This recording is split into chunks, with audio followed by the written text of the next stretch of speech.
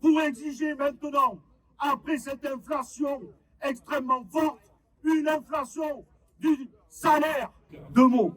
Le premier, pour vous dire notre fierté de vous voir encore une fois mobilisés pour votre dignité, celle de vivre et de vouloir vivre du fruit de son travail. Parce que trop de travailleurs et travailleuses en France n'arrivent plus à joindre les deux bouts. Parce qu'il y a une question maintenant politique. C'est que la question de l'inflation, la décision unique du gouvernement de rehausser une taxe sur l'électricité, sur le dos des usagers de l'électricité, qui va faire que vous allez payer 200 € de plus cette année que par rapport déjà à l'an dernier. Tout ceci est organisé. Cette inflation touche les produits de première nécessité. Et donc, nous avons déjà 11 millions de personnes en situation de grande pauvreté et d'extrême précarité. Mais le but du gouvernement, c'est de toujours faire une politique en faveur d'une extrême minorité qui détient déjà les pouvoirs politiques, économiques et médiatiques. Et de l'autre côté, de laisser s'affamer les hommes et les femmes, y compris celles et ceux qui travaillent. Alors, beaucoup d'entre vous parlent d'unité et à juste raison. Il est temps de riposter dans notre grande unité pour conquérir des nouveaux droits. Et cette année, en 2024, il y a un grand événement populaire, enfin, qui devrait être un grand événement populaire.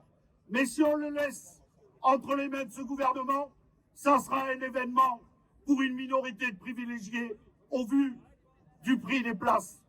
Ils ont une peur noire, très forte, que pendant les Jeux Olympiques et Paralympiques, le peuple en masse se révolte pour réclamer des droits.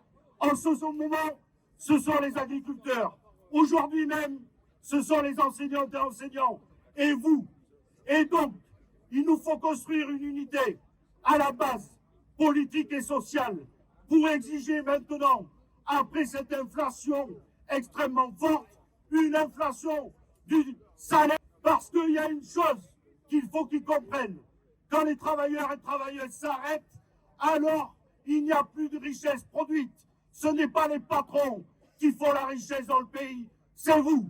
Alors, il faut qu'avant les Jeux Olympiques et Paralympiques, nous nous mobilisions pour demander une hausse généralisée de tous les salaires. Voilà la question. Et nous vous le disons pour finir, que comme ils ont une peur noire, alors ils sont prêts à tout, y compris à la répression la plus forte, que ce soit dans les entreprises ou traîner des syndicalistes dans les commissariats.